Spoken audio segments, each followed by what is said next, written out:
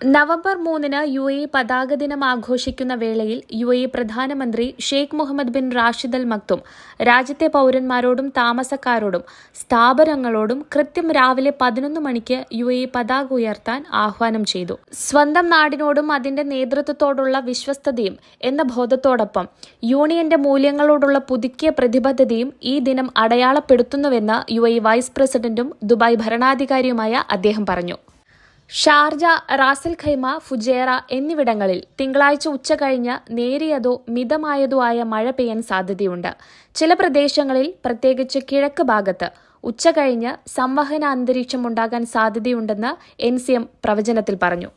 ഈ വർഷം സെപ്റ്റംബർ വരെ Sharjah electricity, water and gas authority, എമിറേറ്റിലെ വാണിജ്യ, വ്യവസായ, താമസ, കാർഷിക സർക്കാർ മേഖലകളിലായി 2691 പദ്ധതികൾക്ക് വൈദ്യുതി കണക്ഷൻ നൽകി.